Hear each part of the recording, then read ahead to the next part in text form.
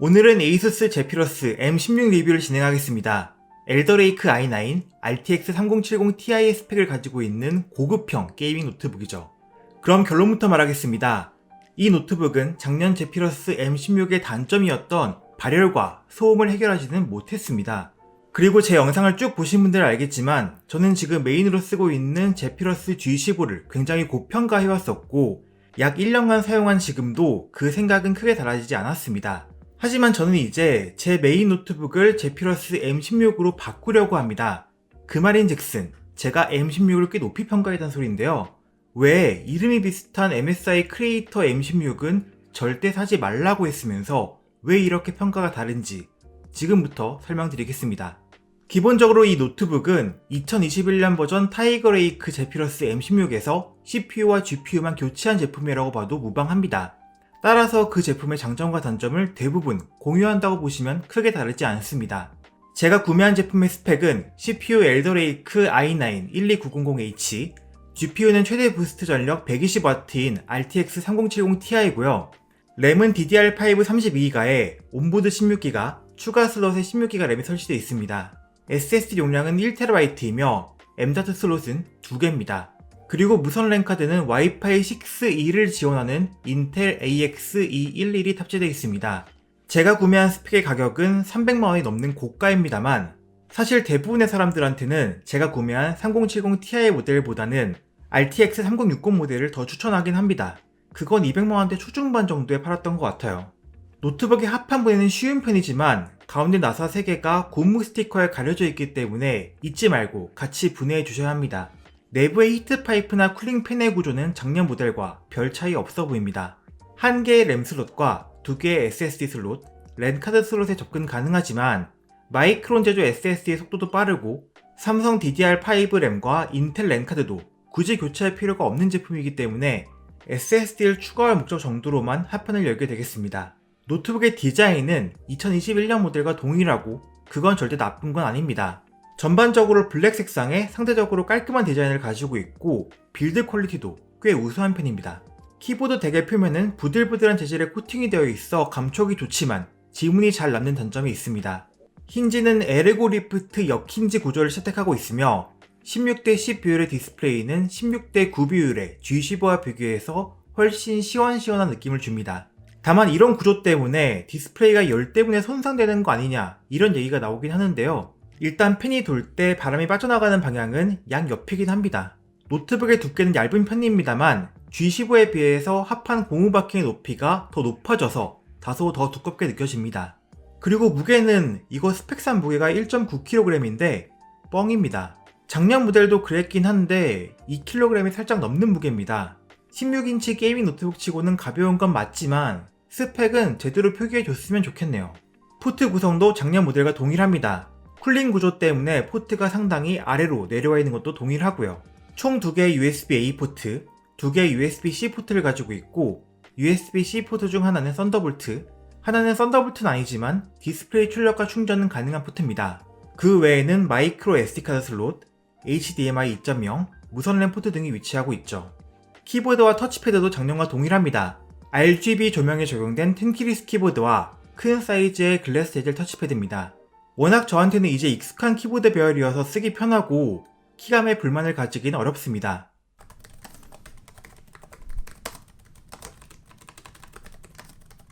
그리고 터치패드의 클릭 느낌이 G15와는 약간 다른데 저는 굉장히 마음에 드는 클릭감입니다. 터치패드는 정확하고 사이즈도 넉넉하며 안 쓸 때는 쉽게 비활성화도 가능합니다. 디스플레이는 매우 좋습니다.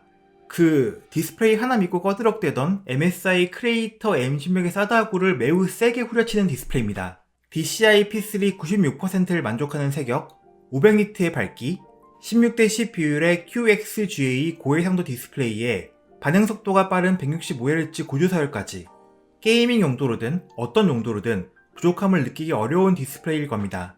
이걸 이번에 네뷸라 디스플레이라고 뭔가 이름을 붙여놓긴 했는데 디스플레이는 원래 작년부터 많이 좋았어요. 스피커도 작년과 동일하지만 그 품질은 좋은 편입니다. 윈도우 노트북 중에서는 어찌됐건 상위 레벨에 속하는 스피커예요. 사람마다 다르겠지만 저는 비싼 사운드바 사놓고도 간단한 건 그냥 내장 스피커로 듣는 편이라 스피커 중요하게 생각합니다. 있어 잊어버릴까 안 왔다니 아게루로 오하이오로 오야스미 소리 걸었어 내 낮에 내 낮에 나도 다시 내 낮에 너를 갖고 있기 때문에 다음에는 이제 중요한 성능에 대해서 얘기를 할 차례죠. 일단 몇 가지 알아두셔야 할 게 있는 게 제가 평소에는 거의 대부분의 벤치마크를 노트북의 터보 모드 혹은 최고 성능 모드에서만 돌리는데 이 노트북은 터보 모드뿐 아니라 밸런스 모드에 해당하는 성능 모드에서도 더 많이 테스트했습니다. 그리고 아직까지 i9-12900H CPU에 대한 언더볼팅 방법은 나온 것 같지가 않습니다. 그리고 작년 제피러스와 달리 내장 그래픽을 거치지 않고 바로 엔비디아 그래픽카드에서 디스플레이를 출력하도록 선택할 수 있는 먹스 스위치가 추가됐습니다. 그래픽 쓰는 테스트에서는 외장 그래픽 전용 모드로 테스트했습니다. 모든 테스트는 24도의 실내에서 노트북을 책상 위에 올려두고 진행했습니다. 별도의 언급이 없는 경우 터보 모드입니다. CPU의 성능을 보겠습니다. 시네벤치 R23에서 터보 모드로 테스트를 했을 때는 전력 그래프 다음과 같습니다. CPU 최대 전력은 120W, 유지 전력도 무려 100W 내외에서 유지가 되며 그때 유지 온도는 96도 정도로 굉장히 높았습니다. 이 정도로 얇은 노트북 기준으로는 생각하기 어려울 정도로 높은 전력을 때려 붓는군요. 이때 시네벤치 멀티코어 점수는 18259점, 싱글 1943점으로 싱글이건 멀티건 지금까지 본 적 없는 매우 높은 점수를 달성했습니다. 반면 성능 모드로 테스트했을 때는 CPU 전력이 많이 떨어져서 거의 45W 정도로 계속 유지됐습니다. 이때 유지 온도는 78도 정도였고 점수 결과를 보면 멀티 11718점, 싱글 1725점으로 터보 모드에 비해서는 많이 떨어졌지만 45W라는 전력을 감안하면 그래도 꽤 높은 점수를 보여줬다고 생각합니다. 긱벤치 테스트는 터보 모드에서만 시행했고 싱글 1827, 멀티 14061점으로 애플 M1 Max 이상의 뛰어난 점수를 기록했습니다. 블렌더 BMW CPU 렌더링 테스트에서는 2분 14초가 걸려서 시네벤치와 마찬가지로 매우 빠른 렌더링 속도를 보여줬습니다. PC마크는 총점 7642점으로 이 역시 굉장히 높은 점수였습니다. 다음으로 프리미어 프로에서는 제가 항상 테스트에 사용하는 소니 카메라 4K로 촬영하고 나름 빡센 색 보정을 시행한 4K 시퀀스를 4K 유튜브 프리셋으로 인코딩했을 때 1분 49초로 매우 빠른 렌더링 속도를 보여줬습니다. 이전 세대 게이밍 노트북보다 확실히 업그레이드가 될 것 같습니다. 표준화된 프리미어 프로 성능 테스트인 푸제 벤치마크 4 프리미어 프로에서는 총점 1191점으로 이 역시 매우 뛰어난 점수이며 M1 Max보단 조금 낮지만 이전 세대랑 비교하면 차원이 다른 성능이긴 합니다. 그럼 그래픽 성능을 보겠습니다. 랩탑용 RTX 3070 Ti가 들어가 있는데요. 랩탑용 RTX 3070과 비교했을 때 쉐이더의 개수는 조금 늘어났고 대신 클럭은 조금 떨어졌다고 합니다. 3070과 비교해서 그렇게 획기적인 성능 향상 기대하기는 좀 어렵겠습니다. 작년 모델에 비해서 최대 TGP가 조금 더 증가했고 먹스 스위치가 생겼다는 건 긍정적이네요. 3D 마크 점수입니다. 다이렉트 11 게임 성능을 반영하는 파이어 스트라이크에서는 터보 모드에서 그래픽 27800점, 피직스 3500점 정도로 그래픽 점수는 리전 7의 RTX 3070과 비슷한 정도였습니다. 다만 성능 모드로 바꿔서 테스트했을 때는 그래픽 24100, 피직스 23000점 정도로 점수가 꽤나 큰 폭으로 떨어지는 걸 볼 수 있었습니다. 다이렉트 12 성능 벤치마크인 타임스파이에서는 터보 모드에서 그래픽 1600, CPU 14000점 정도였고 성능 모드에서는 그래픽 9100, CPU 1700점 정도였습니다. 점수 격차가 큰 편입니다. 그리고 PD 충전을 할 때, 그리고 배터리를 사용할 때는 성능이 어느 만큼 떨어지는지도 제가 궁금해서 확인해봤습니다. 100W PD 충전 시의 타임스파이 그래픽 점수는 8117점, 배터리 사용 시의 그래픽 점수는 4822점입니다. 외부에서 노트북을 자주 사용하실 분들은 알아두시면 좋겠네요. 그럼 이제 실제 게임 성능을 확인해보겠습니다. 네이티브 해상도인 2560 곱하기 1600 그리고 풀 HD 해상도 양쪽에서 게임 프레임 측정했고요. 터보 모드와 성능 모드에서의 프레임도 각각 체크했습니다. 먼저 엘든링입니다. 이 게임은 PC판에서도 프레임이 60Hz 상한이 걸려 있어서 벤치마크용으로는 매우 부적절한 게임입니다만 필드를 이동할 때 기준 네이티브 해상도 상업에서 터보 모드든 성능 모드든 60프레임이 찍히긴 합니다만 성능 모드에서 더 프레임 드랍이 잦았습니다. 풀 HD 해상도에서는 굳이 따로 테스트를 할 필요는 없겠네요. 사이버펑크 2077이 업데이트되면서 게임 내장 벤치마크 기능이 생겼습니다. 먼저 10분 정도 게임 플레이를 해서 어느 정도 기기 온도를 올려놓은 다음 벤치마크를 실행했고, 레이트레이싱 울트라 옵션 기준 네이티브 해상도 터보 모드 평균 41.1, 최소 27.5프레임, 성능 모드 평균 34.9, 최소 23.8프레임이었으며 풀 HD 해상도에서의 결과도 화면에 제시하겠습니다. 레드 데드 리뎀션 2, 다른 노트북에서 테스트했던 것과 동일한 옵션에서 내장 벤치마크로 테스트했습니다. 네이티브 해상도 터보 모드 평균 59.9, 최소 39.8프레임, 성능 모드 평균 51.1, 최소 29.8프레임이었으며 풀 HD 해상도에서의 프레임은 다음과 같았습니다. 에이펙스 레전드 최상업 훈련장 기준으로 네이티브 해상도 터보 모드 평균 107, 1%로 88프레임, 성능 모드 평균 90, 1%로 76프레임 나왔습니다. 풀 HD 해상도에서의 결과는 다음과 같습니다. GTA5입니다. 다른 게이밍 노트북에서도 테스트한 최상업에 가까운 옵션 조절을 하고 내장 벤치마크 마지막 자동차 씬에서 프레임 측정했을 때 네이티브 해상도 터보 모드 평균 81, 1%로 53프레임이었고 성능 모드 평균 61, 1%로 41프레임이었습니다. 그리고 풀 HD에서의 테스트 결과도 확인해 보겠습니다. 배틀그라운드, 울트라, 렌더링 120%, 훈련장 기준으로 네이티브 터보 모드 평균 88, 1%로 70프레임, 성능 모드 평균 74, 1%로 63프레임이었습니다. 풀 HD 해상도에서의 프레임은 다음과 같이 나왔습니다.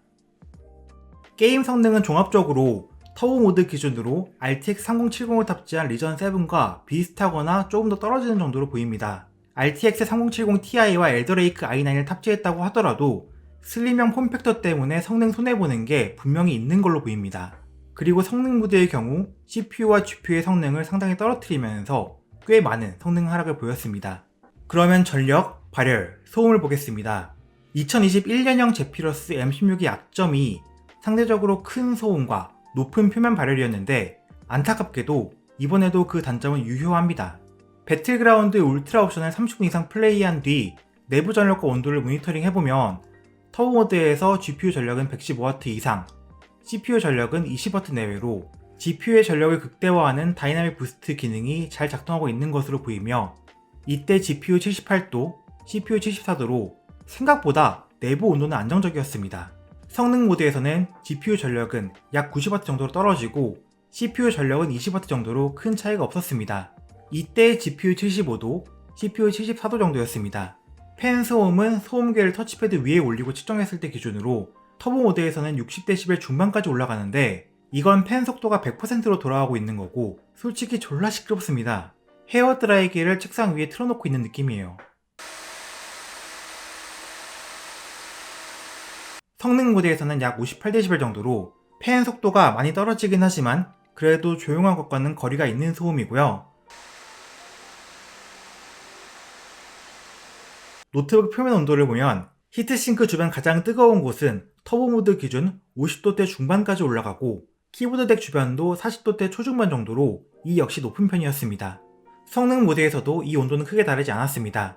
여튼 발열과 소음은 게이밍 노트북 중에서도 나쁜 편에 속합니다.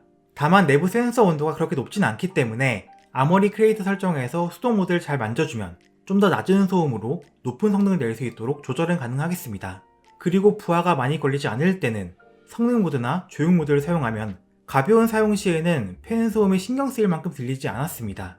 배터리는 90W의 용량을 가지고 있고 성능 모드, 옵티머스를 켠 상태에서 유튜브 풀 HD 라이브 아카이브를 밝기 50%로 재생했을 때 7시간 10분 정도의 배터리 타임이 나왔습니다. 이는 제피러스 G15에 비하면 나쁜 결과지만 타이거 레이크 M16에 비해서는 좀 더 나아진 결과였습니다.